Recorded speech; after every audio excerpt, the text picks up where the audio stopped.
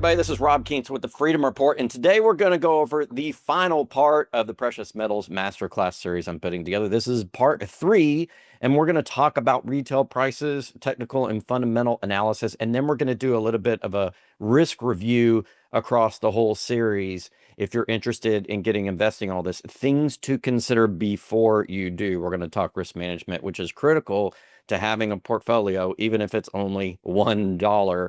Risk is always important, no matter the size of the portfolio. So we're going to focus on that at the end. And without further ado, let's go ahead and get into the presentation. This is part 3 of 3, and we are calling it Technical Fundamental Analysis and Risk, with a really good measure of retail prices thrown in, but that would have been too long of a title. So we're just going to stick with this for now.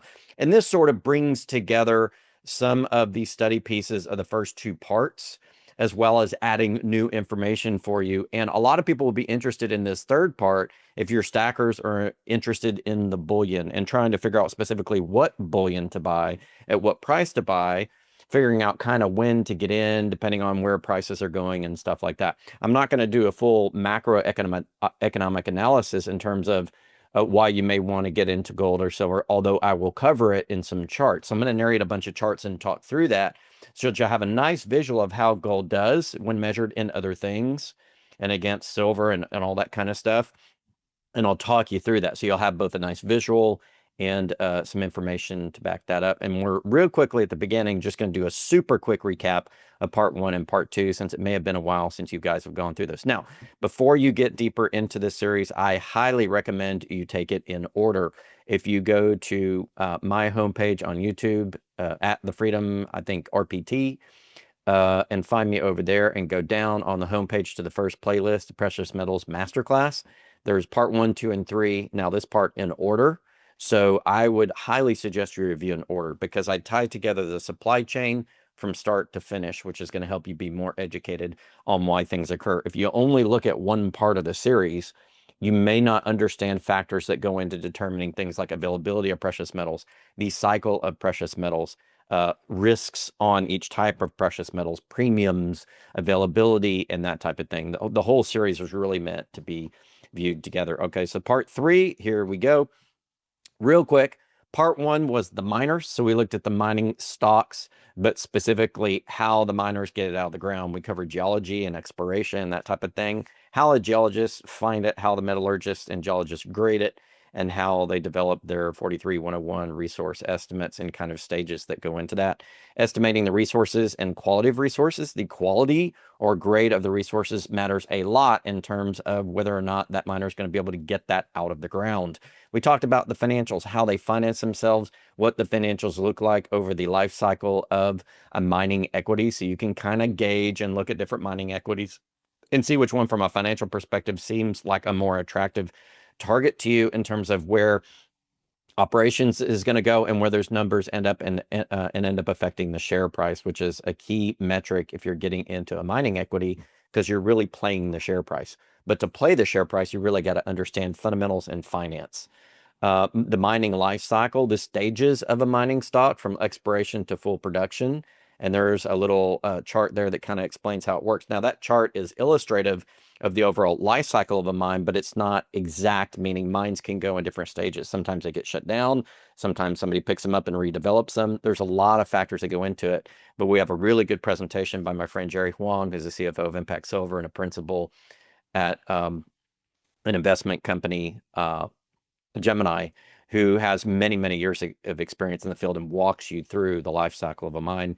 And then we talked about project risks. There are several key risks to know, to understand when you're picking mining stocks, so that you understand that you need to really focus on risk in any investment, whether it be bullion or mining stocks or whatever the case may be, ETFs, you know, that kind of thing around the gold and silver space and the overall commodity space. You need to understand the risks of each investment. And we did a really good, strong risk piece at the end of that part 1 for you, specific to the miners. Now, at the end of this whole presentation, we're going to go back to risk, but we're going to look at it not only for the miners, but from a portfolio perspective of all different types of gold investments. And I'm just going to walk you through that. That'll be a single slide of bullet points on the screen, but I'm going to walk through each bullet point and give you a nice explanation of each, just to cap that off. Risk management and understanding what you're getting into is critically important before you do anything. Part 2 of this series covered pricing, derivatives, and manipulation. And by pricing, I mean spot pricing.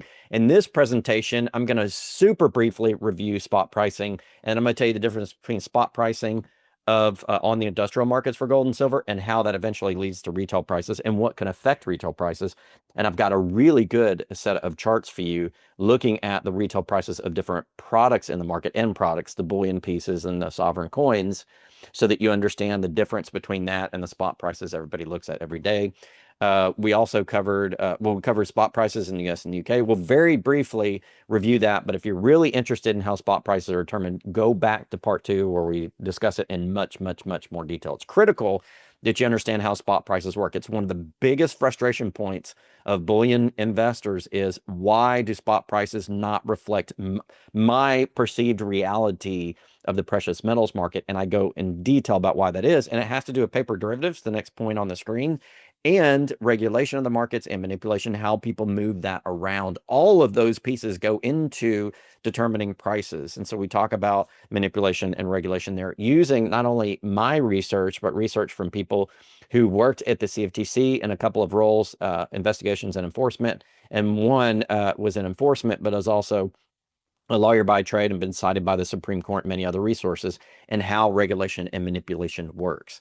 And so a couple of really uh, um, uh, very experienced and credible resources there, other than myself, on a regulatory environment and manipulation that you need to know when getting involved in any commodity or precious metals investment. All right.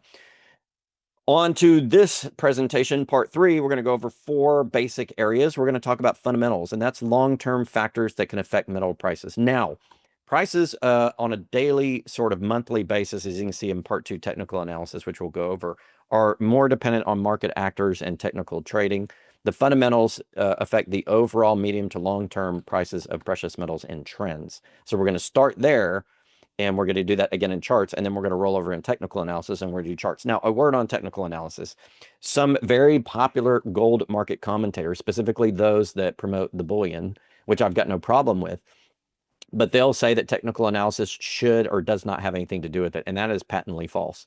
Technical analysis has a lot to do with it, and we covered a lot of that in part 2, and we'll continue to cover that in part 3 as well. And determining the spot prices is just a fact of life, and it frustrates a lot of people. But I will tell you, all markets have technical factors by the market traders and market movers or market makers that participate in that market. I'll also tell you that there are 4 banks that trade most of the derivatives in the United States, not only commodities derivatives, but all derivatives over all markets. And so there is some concentrated power in some of these derivative markets that determine prices. Same thing for the mortgage market, same thing for interest swaps and derivatives, same thing for the stock market and bond market. And it's just a factor of the way it is today. And we have to recognize that. We can't ignore it. While I would love for everything just to be on the fundamentals and just to be on the physical trade, the fact of the matter, it's not. Fundamentals do determine long-term price and direction, but the short to medium term is often determined by the market players and technical factors in the derivative trades. All right, on to part 3, retail prices. We're going to talk to you about the difference between spot and retail, and have a nice slide on that. And we're going to talk about how some of the products in the US, popular products, are priced. And we've got some historical data for you from a good friend of mine who is in fintech, who developed this really cool free website. Now, he did this not only for gold and silver on his website, he talks about other asset classes, but he did a really good gold silver section, and we'll get in a little bit more to that, which I consulted on a little bit of, by the way, when he asked me. And so I love his site, and we're going to get you some charts and graphs and show you where you can go get that information for yourself for free, just simply by going over to his website.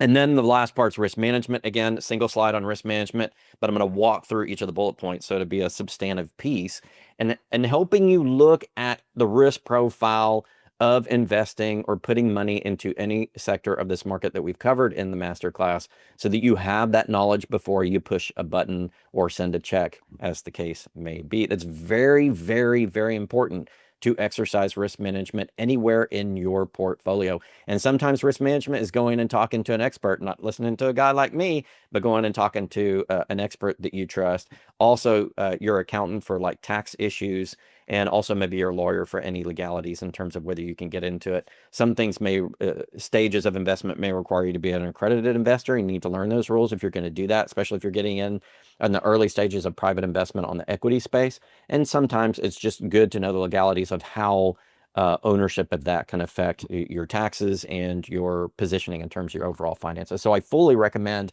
reaching out to your local, not only market experts, but accounting and legal resources as well. Just a little bit recommendation on that in terms of risk management portfolio, not just knowing the asset class, but understanding how the asset class fits into your long-term investment picture and getting the right information from those independent individuals as well to help you navigate that. So you're not doing it all by yourself, but this will help get you educated on the basics so that you can think about taking next step if you want to. All right, on to gold as money. This is fundamental analysis. In fundamental analysis, we're going to talk about gold against the dollar. We're going to talk about gold against inflation and other asset classes. And these are many of the fundamentals people look at when they're pricing gold and silver. And I'll talk about the differences between gold and silver as we go through, which one is a little bit more of a monetary asset, which one had a monetary history, but is more moving to an industrial asset, and differences in how gold and silver are traded, and similarities and how they're traded. We'll get into that.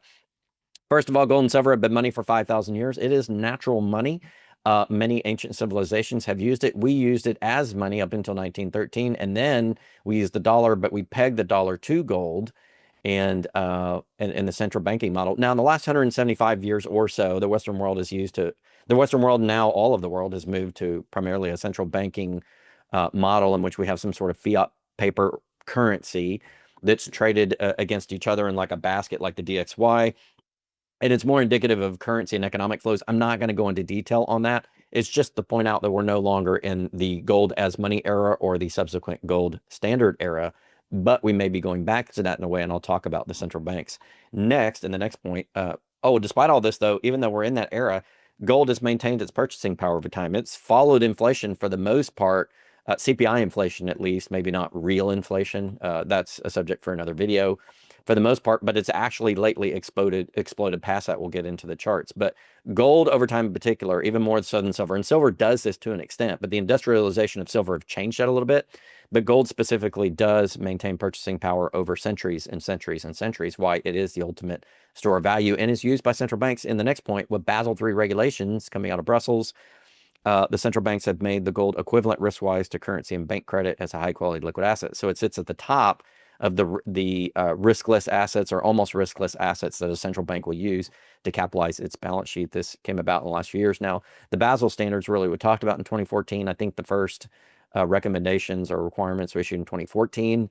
Banks have been trying to recapitalize according to these new standards for a long period of time. They're not really quite there, and they're already talking about Basel IV standards, like Basel III plus Basel IV. But even though the standards have been out, it's taken a long time to get there because we live in a fiat debt world and they have to recapitalize. And that can be very difficult to do, to unwind all of that fiat and derivative mess.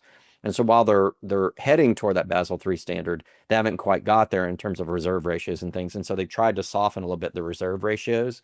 But just know that gold has become a really big component in terms of global financial stability by the central banks that issue fiat currency. And that right there tells you that gold is the ultimate safe haven, because they're using gold to what? Support what? The central bank, which supports what? Ultimately, the debt and the fiat currency of that country. Central banks have been buying more gold since 2011 than at any time in history. And gold will capitalize the new digital banking system, but will not be included in daily retail transactions. Gold will be considered the money of kings once again, or the rulers of the money, the central banks and the governments, while they're going to issue two tiers of either CBDCs or stable coins, depending on what country you're looking at. Now that system is being developed. A lot of it is operational. It's not all been settled on. We're still using fiat versions of currency with traditional debt. And again, that's a subject for another video. But in any case, gold is going to be at the center of the new financial system, and it's going to be a part of the reset of prices and currency valuations, which is going to affect the purchasing power of entire nations and the trade of commodities and goods as well. So it's going to be very fascinating. If you're into monetary history and all that kind of geeky stuff like I am, the next few years are going to be absolutely fascinating as we move into an entirely new currency regime than we've ever been in before. You know how we move from like the commodity money era to the fiat money era, and we're moving from paper fiat money into some sort of digital fiat money. But the one key the entire time that's been a part of that has been gold. And it's still going to be a key going into the future. And that tells you how valuable gold is, why you may just want to consider having some. Up to you. Grassroots effort in the U.S. to establish gold as legal tender through state legislation is accelerating, but governments want a digital system with gold as an unofficial underpinning. I personally think that there's going to be a battle in the United States between states and people's right in the federal level, between commodity money and between fiat money and the new digital currencies. But that also is a subject for another video, but I wanted to throw that in there as well, just as a point in case you haven't considered it or haven't heard it. All right, now we're going to talk about gold and energy. It was typical that when you have these far-flung gold mines all over the place, you can't run power lines to it, so you run a lot of diesel fuel and diesel trucks trucking it out. So oil and diesel prices, diesel as a part of the overall oil distillates or stuff that comes out of oil. I believe I saw a video yesterday that diesel fuel is about 30% of the average barrel of oil. So the oil prices and diesel prices used to be a big factor in determining gold price because it was a cost input. But you can see on the chart is about 2024, gold completely separated on the right-hand side. And it's exploded past oil prices, while oil prices have fallen. Now, some people say that oil is undervalued, and that may be. It happens from time to time. Again, a lot of paper derivative trades on oil as well and futures trades. But oil will probably rebalance somewhat higher. But I think what you're seeing is the deflationary impact of the world economy and how oil is demanded less. Certainly some new supplies have been found, but overall oil over, the last 50 years has gotten a little bit harder to find. And the finds have been a little bit smaller. So the overall cost per barrel has gone up. And I think the line that you see down, dating back to 2024, is more an indication of the deflating world economy and why gold is exploding to the upside, because gold is the ultimate safe haven asset. And if we're going to go into a global recession, gold price is going to continue to rise. And if we're going to have fiat currency failures, gold's going to continue to rise. And so now I would argue that oil is not the primary determinant of gold price, or one of the primary determinant of gold prices. Energy isn't. Gold is now repricing everything else. Everything's being priced in gold via versus the dollar. The dollar used to be the world reserve currency. This year, it was October or November. I can't remember what. No, it's September, October. It might have been October.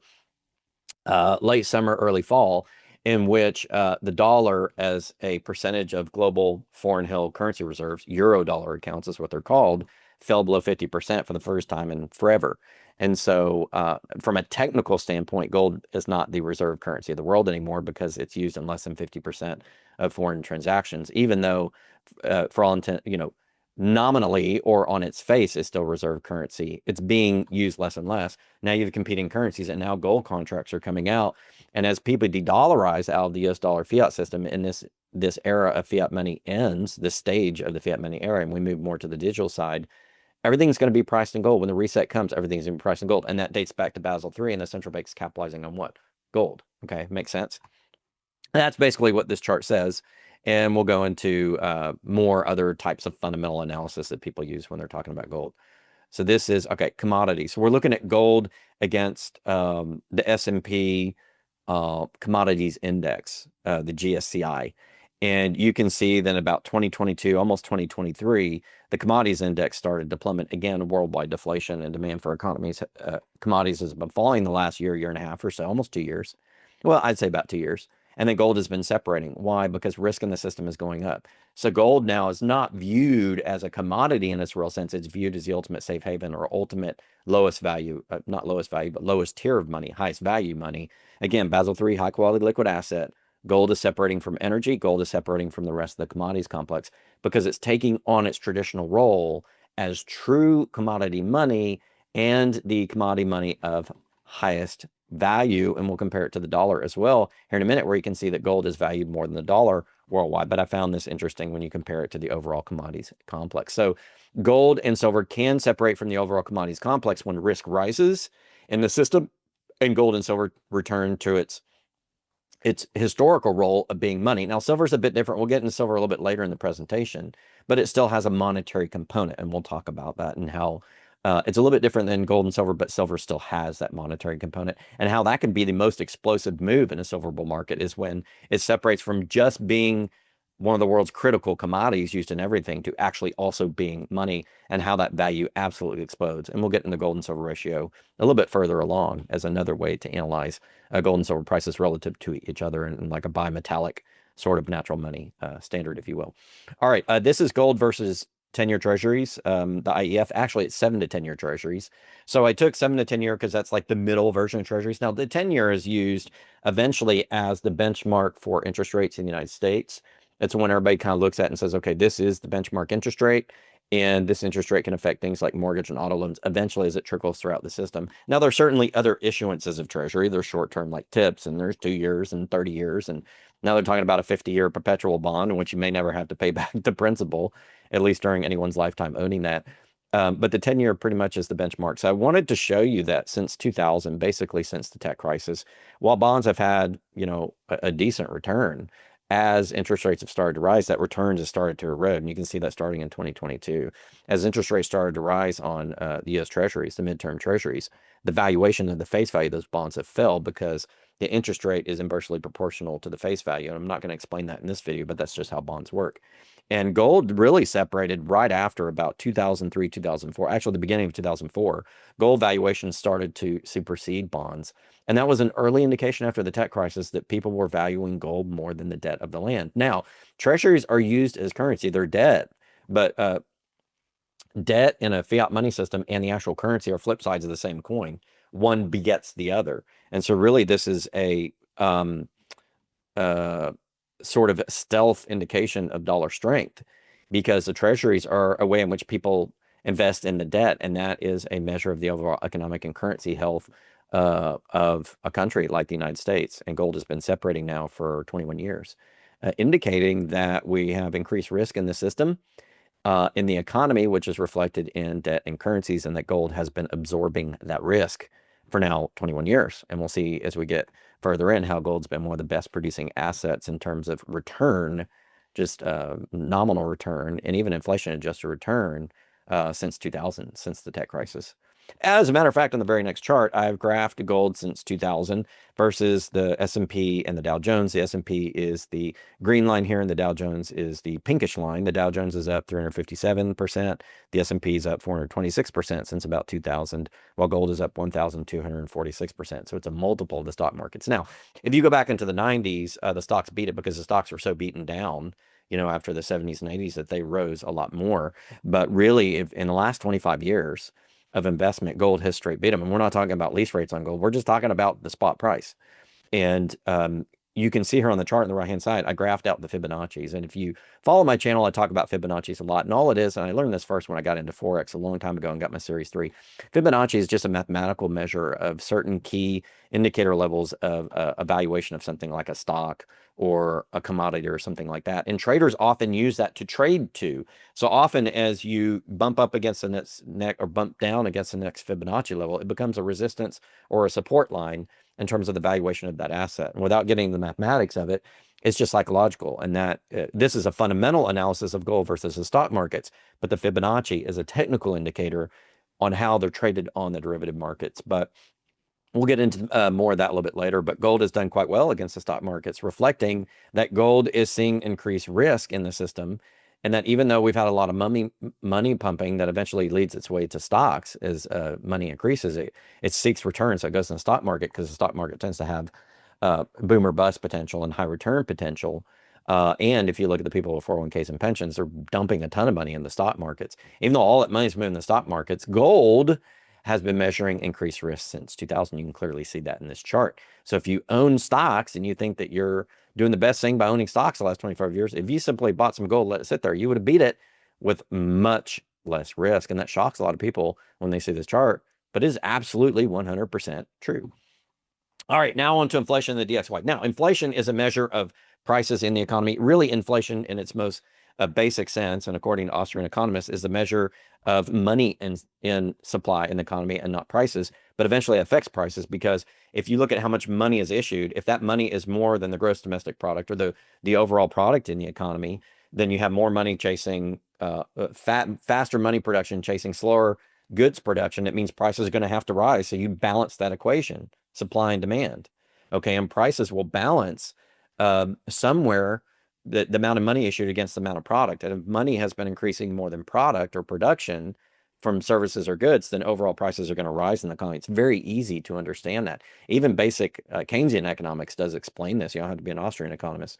And so when you look at the overall CPI inflation rates graphed as from the Bureau of Labor Statistics, USIRYY, the purple line, you've seen about a 20% increase since the mid-90s in prices. Now, it's been much higher than that in real inflation, but this is just an inflation measure to let you know that even though the money supply has been increasing, the valuation of gold has been increasing more. One, because there was pent-up demand dating back to 1971 when we printed too many dollars to gold and we had to come off the gold standard, Nixon, but also that overall the risk has been rising in the system. And when you look at the DXY, which is the dollar against a basket of other popular world currencies, about five of them, I believe now, the DXY had strengthened, but is starting to fade out a little bit, meaning the dollar had strengthened relative to other world currencies, but it's starting to fade as de-dollarization occurs. And that was really the inflection point of when the DXY just flatlined and started kind of moving down, is when gold absolutely exploded. And that started in 2024. And you can see that gold had this cup and handle pattern, which I'll get into a little bit more later. And then you had the handle, which is a cool off period, and then explosion upward. By the way, no matter what chart you're looking at, whether it's stocks or anything else, if you see a long-term cup and handle formation, especially like a 10, 12-year one like this is usually an indication of an explosion in prices upward. It's a very popular technical formation that speaks to the fundamentals of a market, but it's a technical analysis. And you can go read up on cup and handle on Investopedia if you want. They have a really good article there on it. All right, gold to silver. So it's interesting to note that over the last 30 years, the gold and silver have had almost the same returns, and people will be shocked by that because silver goes up much more during a recession. You can see that in the chart down here at the bottom from 2009 to 2011, when gold and silver prices reacted to the 2008-9 mortgage crash and Great Recession and exploded upward. And then silver went up more but came down more. It's more volatile. A lot of that has to do because it's an industrial metal. In addition to being a money, but you can see when silver is valued as money and it's more affordable per ounce than gold, people get into it, and silver has a higher price, a higher explosion to the upside than gold does. But overall, all things considered, about the last 30 years, silver's had 881% increase and gold 962. So they're not that far off. It's just if you want more stability in those price movements, gold, if you want to take advantage of the volatility and you want to speculate a little bit more, you can get into silver. And we're getting the gold-silver ratio on a historical basis, a much longer historical basis here in a moment, dating back to 75. But right now, I wanted to look at a gold technical analysis. And now I'm going to get into a little bit more technical analysis on gold, and I'm going to show you a couple things. So at the bottom, there's RSI, which is a relative strength indicator. It is a technical indicator that looks at the amount of trade, the price movements to the amount of trade in an algorithm that tells you, by and large, whether from a technical perspective, not physical trade of gold and silver across the world, but from a technical derivative market pricing, spot pricing measure, whether or not this thing's heated up too fast or too slow.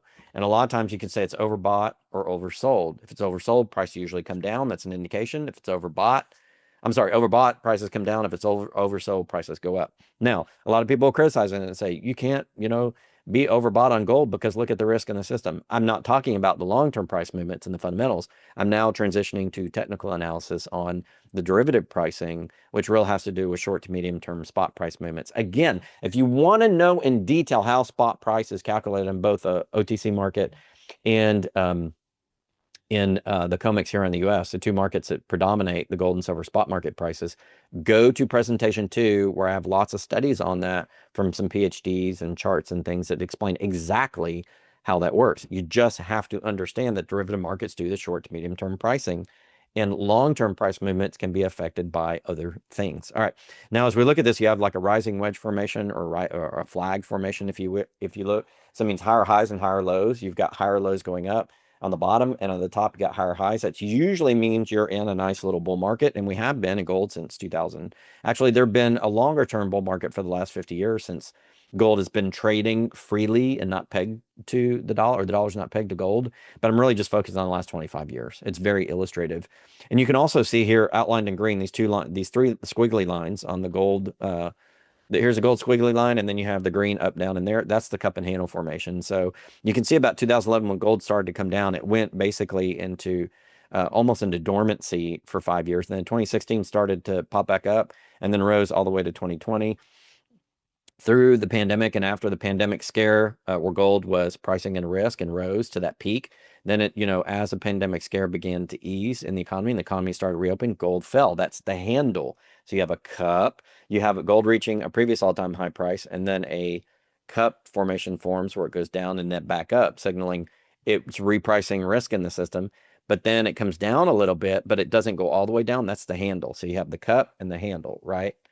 And then once it gets to its handle stage, and then usually it's a sign it's going to go pop. And that's exactly what happened. And again, that started in 2024. So the last 2 years, gold has been really pounding higher, hitting consecutive new all-time highs. And that's indicating much higher risk in the system. And this was dating back to the Great Recession. That rise in price up to 2011 that started really back in 2000 since the tech crisis. So gold had pricing in 2 recessions. And then when the problems weren't resolved, and you had that massive money printing and massive amount of debt issuance by the US and across the world in other currencies as well, that's caused gold to absorb all of that risk and to absorb a lot of that inflation and to pop higher. And we think that it's going to be more because I don't think they're done printing. The Fed right now is talking about easing again because it looks like we're heading into recessionary conditions. And they're trying to manage that by going from quantitative tightening, which is where they suck up liquidity in the system and raise interest rates, to easing, where they may issue some liquidity and lower interest rates to facilitate more easy money. In the short term, that could cause gold to pause a bit, which it has, because people are waiting on the Fed to make decisions. And the government shutdowns are also not producing all the economic data. So we're in an uncertainty stage here as we end 2025, as I'm doing this presentation in late November 2025, right before Thanksgiving Day. On the, I believe today, the 27th. I'm sorry, 26th. Thanksgiving Day is 27th. So, but as we go into 2026, a lot of people come out, Saxo Bank, JP Morgan, Bank of America, TD Securities, a lot of the investment houses are saying Goldman Sachs, very, very bullish on gold in 2026. So we're going through a temporary sort of uncertainty consolidation pattern. If you look at gold on another chart, just over the last few years, it's a consolidation pattern where we say that gold is coiling. It's absorbing all this risk and uncertainty, but it looks like the market wants to take it higher. A lot of the financial houses are jumping into gold saying we think it's going to go higher. That's a little bit of a technical analysis for you. Let's go to technical analysis for silver. So I've got silver graphed out to 1970s. It also has a cup and handle pattern. It's a bit of a different cup and handle. It's an elongated cup. So it's really high, spike, come down like this, and then spike. And that is silver in a nutshell. Gold will move in smaller, more smooth, not quite sine wave, but sort of that smoother, curvy sort of movements over time because it's the ultimate safe haven asset. And while about 28 to 30% of gold is used in things like jewelry and main boards as a industrial product, most of it is monetary demand by like central banks, financial houses, people, stackers, if you will. Silver's different. Silver really dating about 30 or 40 years ago became after industrialization and into the information technology age, advent of the internet, started being used in a lot of things, and so it became industrialized. And we're actually running mining deficits every year where there's not enough mine output to accommodate the physical output. And so above ground stocks across the world are starting to drain. And that's caused silver to spike recently. So silver sort of flatlined as is a commodity, it's a commodity, it's a commodity. Oops, the commodity is running a shortage. And then monetary demand comes in, it's going to go pop. So it's a little bit different of a cup and handle, but you can see a clear cup and handle. And since 2001, the tech crisis, much like gold, you can see that silver has been in a rising formation, lower lows and higher highs opening up. So you've got a cup and handle leading into right past that handle, a rising wedge formation, which is both of those back to back are very bullish on a technical indicator perspective. So certainly we expect the derivative prices on silver to continue to rise. That doesn't mean there won't be periods of rest or even some pullbacks as people rebalance their technical spot price derivative trades, not physical. Remember, this is technical on spot price. Refer to presentation 2 for a detailed explanation of how that's calculated. But that's how technical analysis is used. And so if you're in the market and you're seeing, and you don't understand all this technical analysis and derivatives and how industrial prices are determined, you're going to your coin dealer and you're like, spot price doesn't reflect reality.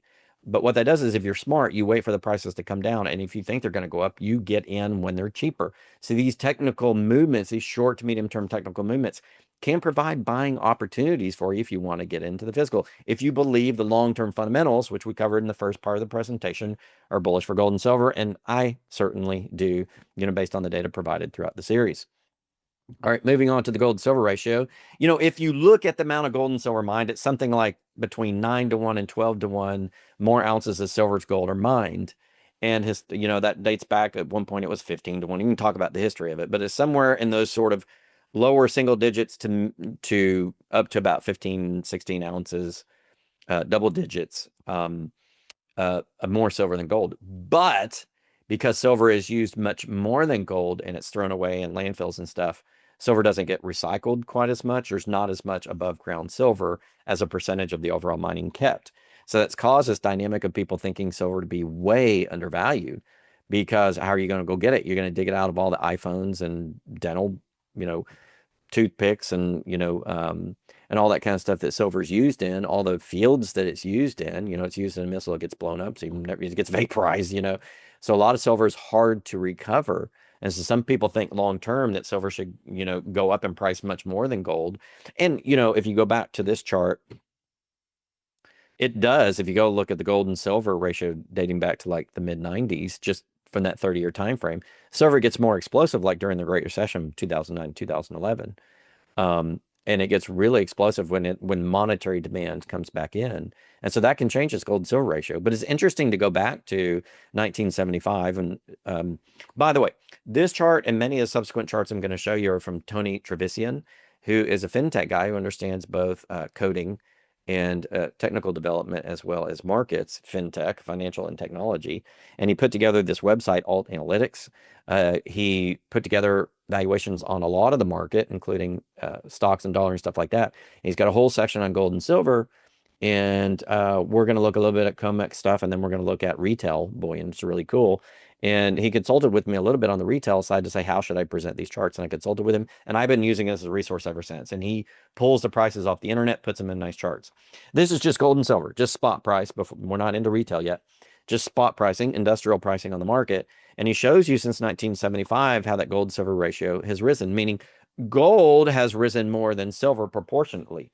So you can say gold on top silver. And that's why people think that silver will catch up and pass gold in terms of percentage returns. Maybe not in terms of end price, because silver's more abundant, but in terms of percentage terms, because silver's so undervalued because of that increased industrial demand. But to really get that pop, you either need the final physical silver squeeze shortages to occur in real terms, but also that monetary demand to get silver to do that final pop. So some people will invest in silver, even though it's more speculative, a little bit more risky, because they think the upside is much, much more in the future. I do too, but it's going to take some time for that to play out. But that's one of the sort of technical and fundamental valuations that people look at, whether to buy more gold, more silver, or rotate their gold and silver positions within their existing portfolio, or to rebalance by adding more gold and or silver, and how much, in terms of following what they think is going to be the end prices for gold and silver relative to each other as like a bimetallic long-term safety play or long-term value play,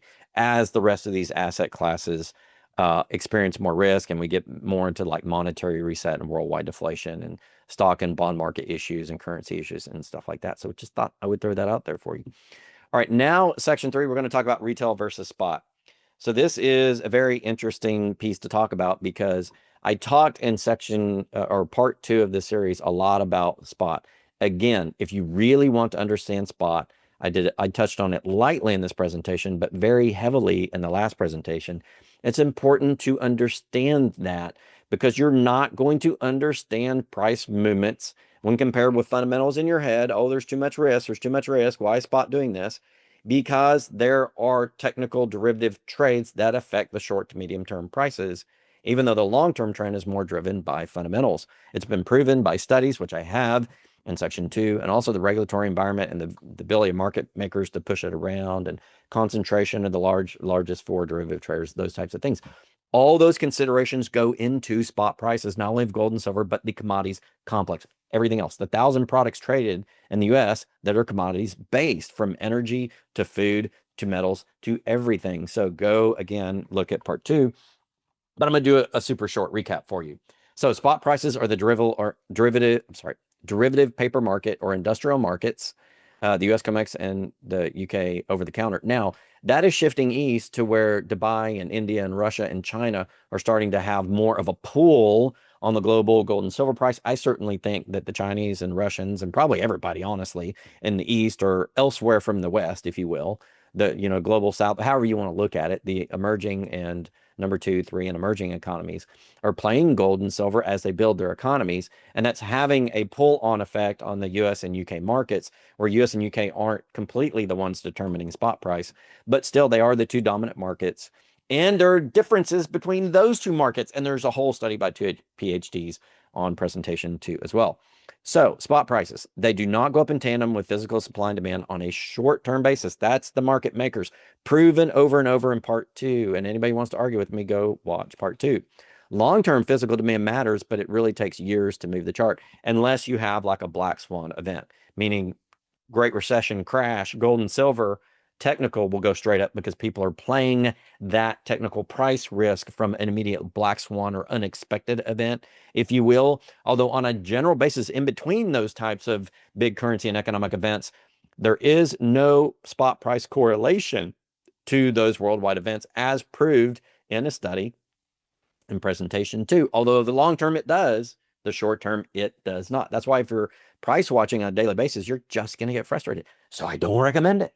Understand the longer term trends is a much better way to play if you want to get into the bullion market. All right. Gold since 2000 has mostly followed CPI inflation until recent years, 2024, when it went pop. And it was no longer driven by just dollar inflation, price inflation in the US. It's now pricing in coming deflationary risk of a recession and the breakup of the bond, stock, and currency markets that is coming during the financial reset sort of language that you've been hearing on the internet for the last few years. Essentially since 2000, 2008, 2011, those two recessions, and also the pandemic. Talks about the reset has become much more popular in financial circles since then. If you don't know what the global reset or the currency reset is, I recommend my channel, or Lynette Zhang is fantastic on YouTube at covering this. The Kinesis channel has been fantastic. Capital Calls and with Danny, Dunnigan's Liberty and Finance. Lots of popular channels talking about it, and lots of literature from financial houses, PhDs. I mean, a lot of academic literature on that as well. Look at the Kenneth Rogoff Reinhardt study on debt levels and the point of no return. Just some keywords to look for. Harvard and Yale researchers, I believe, that did a big study on that after the last recession, 2008, 2011. That's also a popular piece. And then the Fourth Turning piece and the Great Taking and those types of pieces, which talk about cycle rotations. North Star Bad Charts, which talks about cycle rotations and shows it to you in charts between different asset classes. It's really talking about how the world is moving from this fiat bubble era into more of a commodity era, and it's going to go through deflation first. Anyway, much different presentation. We'll get into that in a different presentation. All right, last point here on spot prices. Silver is more volatile than gold on both the up and the downside. We saw in the charts. Although over time, the last 25 years, they've been actually pretty close together over time. In shorter period of time, silver's like this, you know, it's the little yappy dog. And then gold is much more smooth. It's, you know, the older, more stable dog with the yappy dog. Silver, you know, silver will follow gold, but it's yapping the whole way. It's more like this the whole way. It's kind of a good way to describe it. Physical industrial demand levels play a stronger role in silver's prices because it's been more commoditized as an industrial component, and it's been named a critical mineral by the US and several other countries because of recent shortages in mine production and because it's used in so many things. Silver now, in recent times, the last few decades, is not as much of inflation hedge as gold, as much as it is an industrial metal that spikes or moves around a lot when investors rotate into metals from other markets. And I just talked about that just a few seconds ago about how people are getting out of some of these other bubble asset markets and moving into gold and silver as they see worldwide economic and currency risk increase. All right, retail prices, those you'll pay at your dealer, whether online or you go to a store or however you get it. Those carry premiums on top of the spot price to account for the cost of refining, minting, wholesale, distributing, and shipment to your dealer. The next 2 points I want you to pay attention to because most people do not understand this, but I'm going to demonstrate it in the charts and through anecdotal evidence of me being a dealer and buying for the last 16 years as well. Certain product types, a bullion, carry higher retail premiums than others, which is dependent on local supply and demand and national overall minting supply and demand. It's got two factors. It's really exciting. So you can't look at a Silver Eagle price on APMEX and a Silver Eagle price at your local dealer and expect them to be exactly the same. And this drives people nuts, but it is 100% true. The American market is very brand loyal, Brand loyal in two instances: brand loyal to the specific bullion they're buying, and brand loyal to the outlet at which they're buying it from, the distributor. But they also like to enjoy as much diversity in product and distribution outlets to a certain extent. So they're brand loyal, but there's a little bit of flexibility in that along the way as well. But brand matters in the US. Everything from gold and silver to cars, to your laundry detergent, to clothes, to what TV show you watch, to everything. Brand is so important to Americans. We buy on brand. Why? Brand is a reflection of reputation, feelings of how that brand makes you feel about the product. On top of the product, you may like gold and silver, but you really may like that distributor of gold and silver. Or you may really like clothes, but you like Nike versus Reebok. You really may like sportswear, but you like Under Armour more than whoever. We all have our preferences on brand, as well as the end product that we're buying, and the type of end product that we're buying. I want to make that point. Okay, so those last two bullet points are very important, that a lot of people know intuitively, but it frustrates them when they actually see it occur in the real world. But it's important to know that not all retail prices for the same product is going to be the same everywhere. And certain people would like certain types of bullion better than others. All right, we're going to show that in the charts. All right, here's a just super short recap on spot prices. I want to show this chart at Tony's website. And, on these charts I pull from Tony's website, I give you the link down there. It's all analytics, right? Just go there. And if you want a full examination of spot prices on the COMEX and LBC part 2, I've said this many times in this presentation, it goes in more detail, but you can see that the difference between the London market and the American market between gold spot prices has increased since about 2003, 2004. So there are arbitrage, or the ability to play different prices on gold and silver dating back the last 21 years. And that spiked recently because a lot of it has to do with local supply. And the fact that the London OTC's market is an over-the-counter derivative trade, and the COMEX market is more of a futures and options. And so they're different models. And there's also different local demand profiles. And there's differences in types of contracts and the way that companies will position. And so that's led to an ever-increasing amount of differences in prices. And there have been times in which prices are so different that metal's been flown from London to COMEX to support that trade. There is some physical trade, and those about 99.5% derivative trade, there's physical in there as a percentage, about 0.5% usually on a daily trade chart of physical movement. And so there's been bars from London to the US, and now silver bars went from the US back to London. So when prices are different in different jurisdictions, spot prices, not retail, that causes metal movement on the industrial level. Okay, it's very interesting. Now, getting into retail prices, here are gold premiums by weight. These are gold products, and you can see that we have prices from a couple of different manufacturers, Monex and Bullion Star, graphed over time, the last 13 years. The red one is American Eagle, 1 ounces. And then you've got 10-ounce gold bar stock in blue, and then orange is the Canadian Maple 1 ounce, and then the 1 kilo bar, which is more popular over in that neck of the woods across the pond than the 10-ounce bar here in the US, and or gold 400 ounce. And you can see the different premiums. By and large, the 1 ounce sovereign coins, American Eagle and Canadian Maple Leafs, have higher premiums than bar stock. And you'll also notice on this chart that the smaller the product, the higher the premium. Because if you think about, the minting cost is relatively the same to make a bar and a thing, not exactly the same in a coin, but there's machines involved. And so where you're doing many smaller ounces, the amount of cost to print that smaller coin versus a bigger one with a lot more ounces, it's more expensive per ounce. And so that partly goes into why the smaller issuance, the smaller you get, the higher premium. If you go to sub 1 ounce and get like 1/10 ounce gold, the percentage of premium you pay, the minting cost on the 1/10 ounce as a percentage above spot, is going to be higher than on a 1 ounce coin, which is higher than on a 10-ounce bar, which is higher than on a kilo bar, which is higher than on a 400-ounce bar. So size matter and product type, sovereign versus private mint, sovereign, of the land mint versus these private commercial mints, there's also a premium there. That's what this chart illustrates across a couple of popular issuances of gold. Now we're going to get into an even better chart, and it's a busier chart, but black line spot price, and that just basically says as gold price goes up. And you can see as gold price goes up, you still have different premium rates. But what I want you to see is you've got gold maples in gold, you've got gold eagle ounces, the most popular coin of the land, in yellow. The green one is gold buffalo, which you'll see starting in 2022. The pink is gold bar ounces, 400-ounce bar. The blue is gold bar ounces, 32 ounce, and the gold bar ounces, 3-ounce bars in orange, and then a green 1 ounce. And you can see that gold, and I'll get further into detail as to some of these specific. I'm going to go into gold American Eagles, gold maple leafs, and just bars in general. Okay, just like 1-ounce bars. I'm not going to go into all these subproducts, but you can see that the most popular coins by premium are always American Eagles, second Canadian maple leafs, 2 sovereign coins, 1 and 2 in terms of premium demand.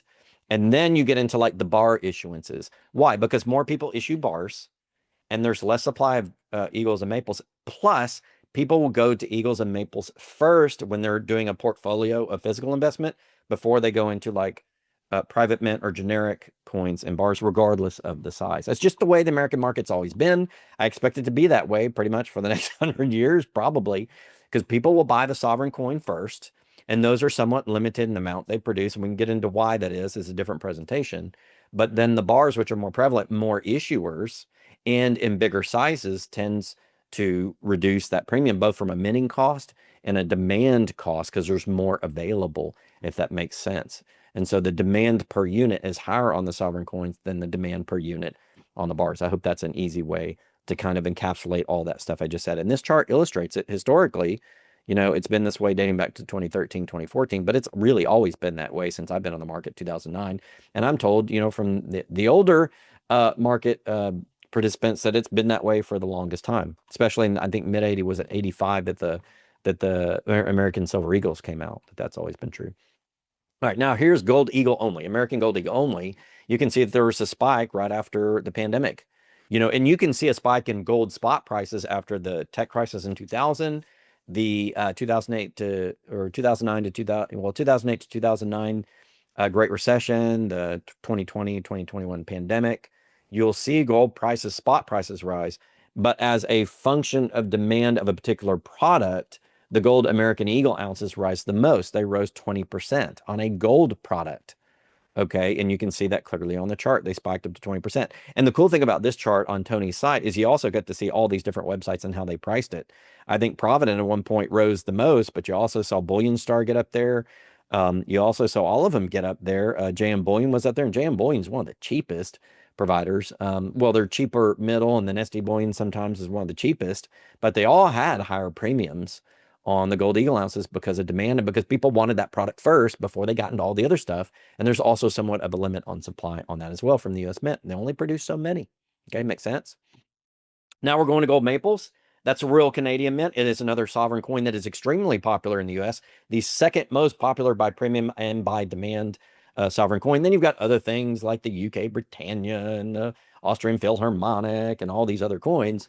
But what rules the roost here in America, in the United States at least, is gold American Eagles first and then maples. Now, we also in the US Mint produce the gold buffalo, and that is also very popular. And the only difference between the buffalo and the American Eagle is the buffalo is newer, it's in recent years, and it's 999 pure. And the American Eagle is like, I think 92% has copper. You say, why would I buy the 92% with copper? Well, because the copper hardens it and it holds up more, and it has a little bit more of a coppery tone to it, but there's still an ounce of gold. So if you put an American Eagle and a buffalo together, the buffalo is more gold colored and the American Eagle has a little bit more copper tone to it, but they both have an ounce. So the American Eagle is slightly more than an ounce, got an ounce of gold plus some copper. It just makes it more robust. But because a lot of other sovereign coins like the Maple Leaf and Austrian Philharmonic and stuff are 999% pure gold, the US Mint came out with the buffalo. So I'm not really graphing the buffalo here, but it's a popular product. But it is secondary to the American Eagle in terms of overall demand, increasing in popularity, but second in terms of demand. And I don't know the demand numbers for the American buffalo versus Canadian maple leaf. I would assume the buffaloes either surpass it here in the US or is very close because it's an American product and it is 3/9. So in any case, not really super important, but just wanted to point that out in case you're thinking about what bullion to get into, understanding some of those product differences. All right. Again, gold maple ounces. Now, premium spiked same time after the pandemic and then started to come back down. You can see on the chart, but it only went up to 8 to 9%. Whereas we go back, the Eagles got up to 15 to 20%. The maples got up to about 6 to 8%, with 9% is it Money Metals Exchange, MME, just for a short period of time. Now, why are all these lines not identical per outlet? Remember that each outlet may, well, I'll get into that at the end of the retail section. Each outlet has different factors in determining its own price. Plus, there's some local differences, which we'll get into. All right, these are the gold bar ounces. They went up to 5 to 7% spike after the pandemic. Again, it's not the 7 to 9% of the maples or the 15 to 20% of the eagles. So what has higher premium spikes and crashes after the premium spike comes down? American Eagles. What has the second highest premium spike and crash? The gold maple leafs. What has the third? Bar ounces. That has a function to do supply and demand at the same time for each product. As to when premiums will spike, when there is some sort of economic event which causes spot prices to spike in a short period of time. All right. Now we're getting to silver. Silver Eagles rose to 100% of premium right after the pandemic, and you can see that several providers had them 100%. As of recently, a few weeks ago, 3 or 4 weeks ago, the premiums were up on about $50 American Eagle silver. The premiums are like 12 to 13 bucks at APMEX. So you were seeing a 26% premium, certainly not 100%, but certainly higher than what we see in general from 2004 to 2005, although it was a short-term blip. So you don't see it pronounced on the chart, but there are periods of time when there are short-term supply shortages or short-term increases in demand that people go to American Eagles first. And if you can't immediately find them, it spikes that price. The silver Eagles, as long with the gold Eagles, but the silver price as a percentage of premium increase is 100% versus the gold Eagles 20. So gold always has a smaller percentage of premium over gold because it's more expensive to begin with. So the mint cost as a percentage of getting that coin out is cheaper than silver. And also, when gold goes to $4,000, you're not going to have a tripling all of a sudden of people wanting to buy American Eagles. They may go into silver because it's cheaper. The average person may not be able to afford an ounce of gold. They may go to silver instead. So that's also a factor in retail demand, is silver as a cheaper alternative to gold. And a lot of people are silver stackers only for that reason.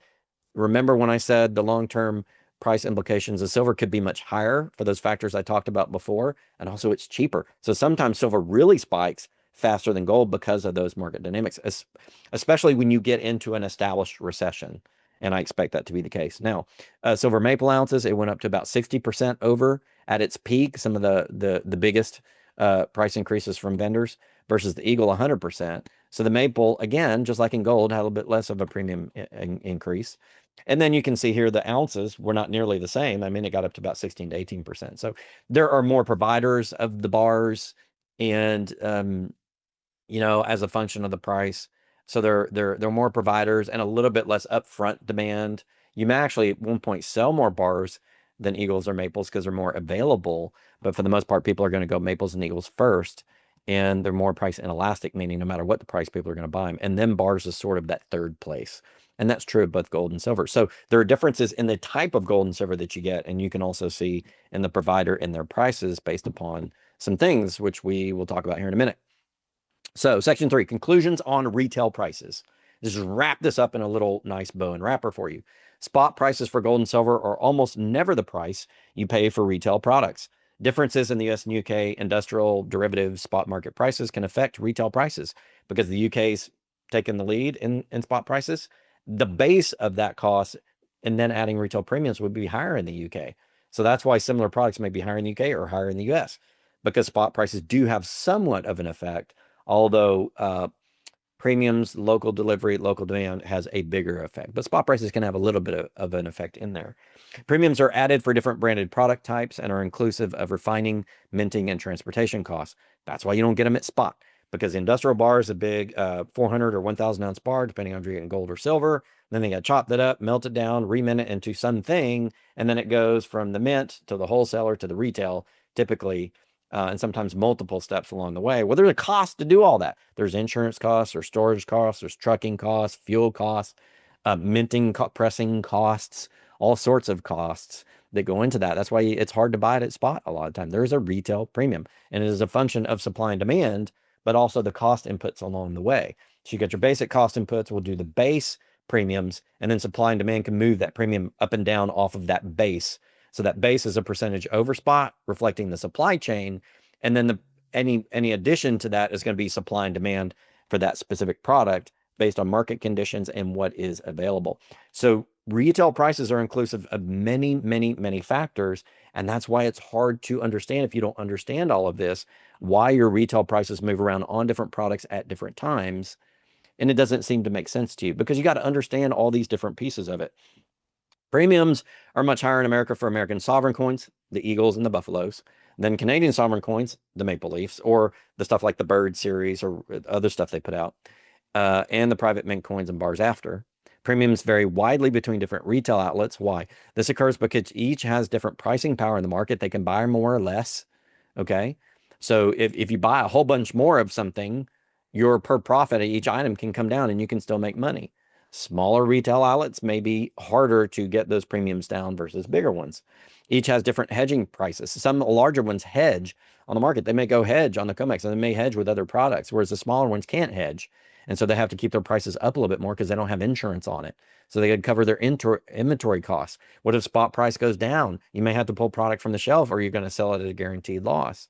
So there are different factors that go in terms of hedging, market power or buying power of each retail outlet, and each has a different consumer demand profile. Remember branding. Some people may like Atmex. Some people may like Kinesis. Some people may like Bullion Star. Some people may like whoever to go get their stuff. So not only do you have an affinity for certain types of bullion, you have an affinity for the outlet that you go to because of their service level, their premiums, their turnaround time, your familiarity, how long they've been in the market, their pricing power, all goes into how consumers choose their outlet. So not all outlets will be exactly the same. That's why some variations in prices. And lastly, retail prices on popular gold and silver bullion products are not nationally set for reasons I've stated.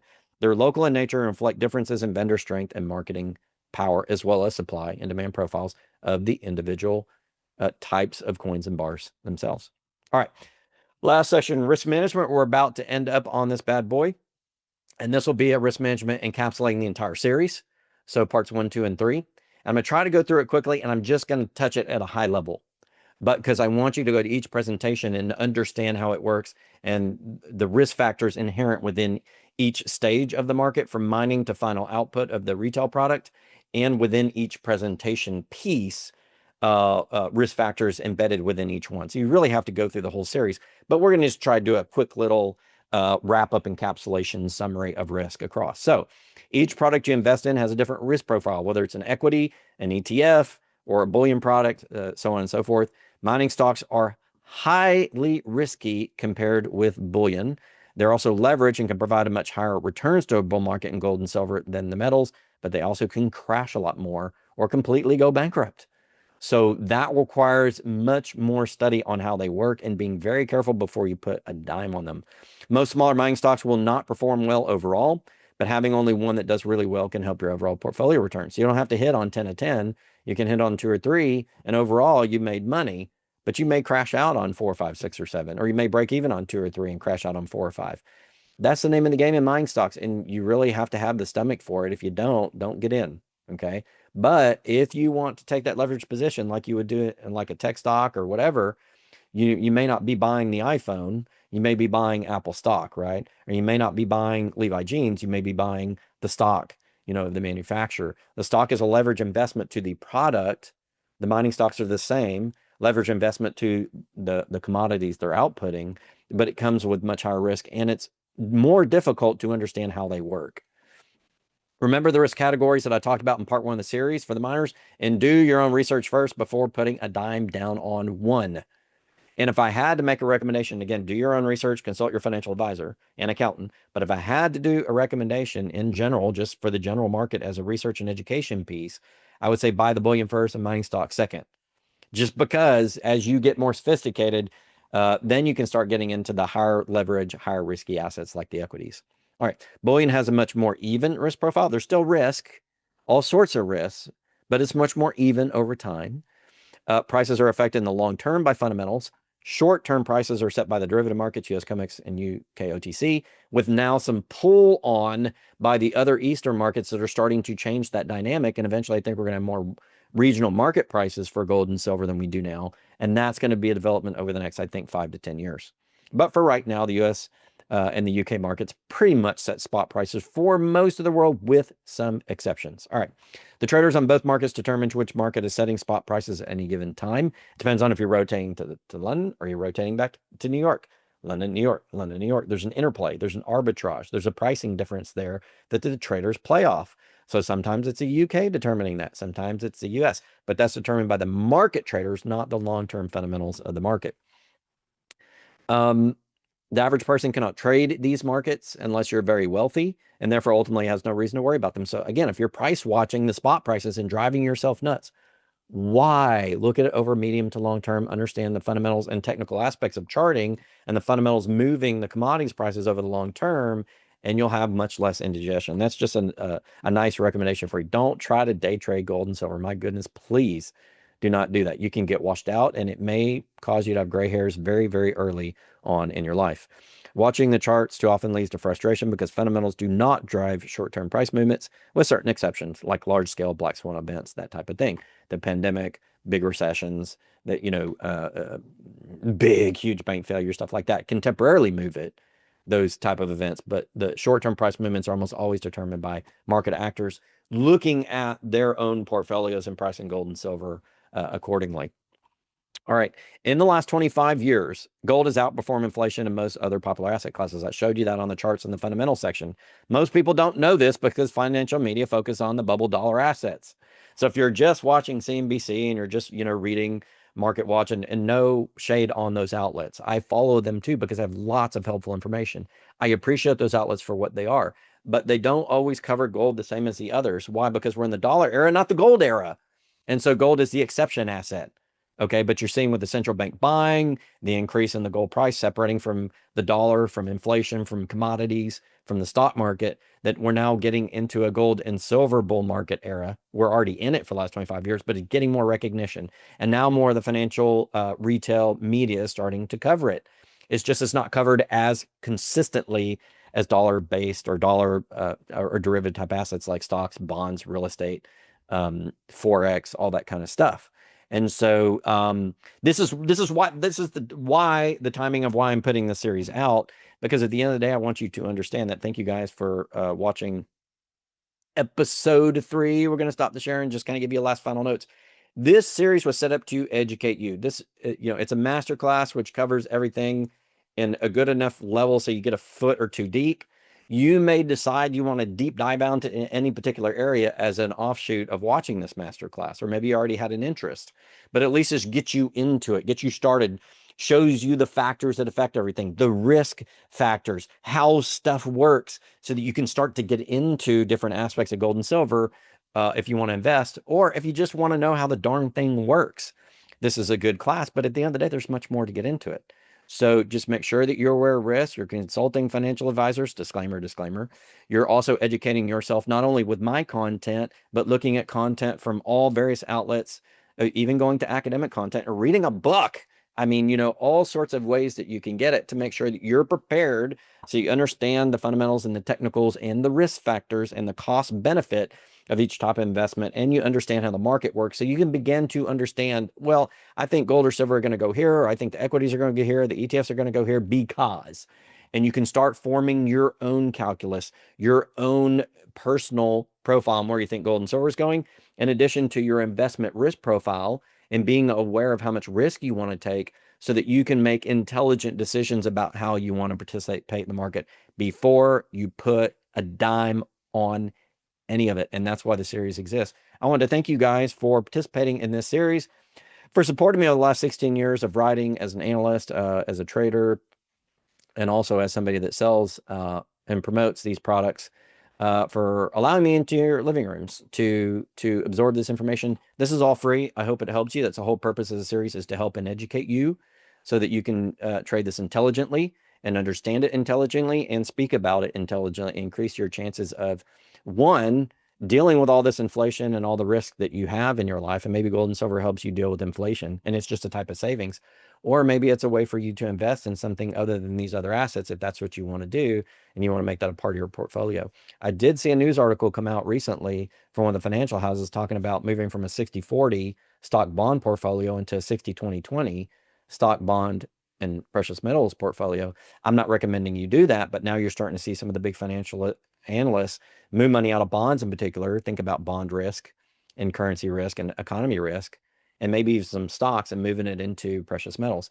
You can see the financial media starting to talk about risk and getting back into gold and silver, gold in particular being the ultimate risk hedge and ultimate safe haven asset, and silver coming along as well. Even though it's a little bit more industrial, it does have aspects of safety and of monetary value as well, as we go through like a currency change, which we're going from fiat to the CBDC or the digital currency era.